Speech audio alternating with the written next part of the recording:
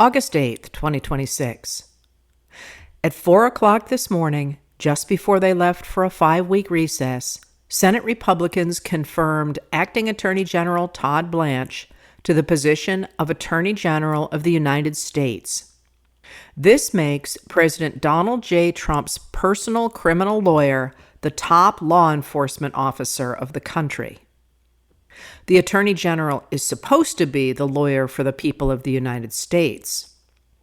Some Republicans, like 92-year-old Senate Judiciary Committee Chair Chuck Grassley of Iowa, were enthusiastic about Blanche. Mr. Blanche is a tough, fair prosecutor dedicated to the rule of law, and his leadership instills that same zeal throughout the entire Justice Department, Grassley said. Other Republicans were more skeptical, but said if they didn't confirm Blanche, Trump would choose someone worse. Perhaps in a permanent rather than an acting capacity, they said, he would be more likely to resist Trump's pressure. Republican senators played a very different role in the United States 52 years ago. In late July 1974, the House Committee on the Judiciary had passed 3 articles of impeachment, charging the president with obstruction of justice, abuse of power, and contempt of Congress over his handling of the break-in at the Democratic National Committee headquarters at the Watergate complex in Washington, D.C. The House would almost certainly send those articles of impeachment to the Senate, but what would happen there was not clear. And then, on August 5th, in response to a subpoena, the White House released a tape recorded on June 23, 1972, just 6 days after the Watergate break-in, that showed Nixon and his aide, H.R. Haldeman, plotting to invoke national security to protect the president. Even Republican senators who had not wanted to convict their president knew the game was over.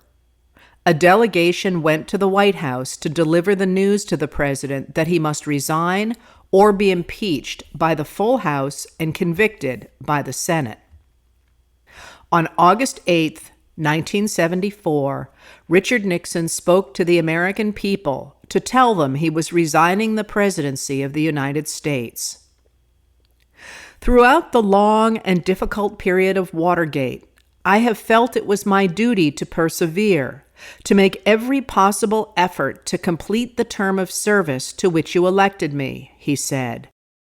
In the past few days, however, he continued, it has become evident to me that I no longer have a strong enough political base in the Congress to justify continuing that effort. From the discussions I have had with congressional and other leaders, I have concluded that because of the Watergate matter, I might not have the support of the Congress that I would consider necessary to back the very difficult decisions and carry out the duties of this office in the way the interests of the nation will require. To leave office before my term is completed is abhorrent to every instinct in my body, he said. But, as president, I must put the interests of America first.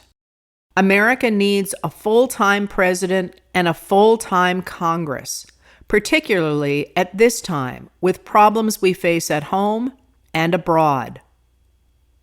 Therefore, I shall resign the presidency, effective at noon tomorrow.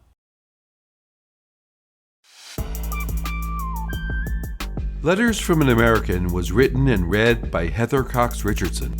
It was produced at Soundscape Productions, Dedham, Massachusetts. Recorded with music composed by Michael Moss.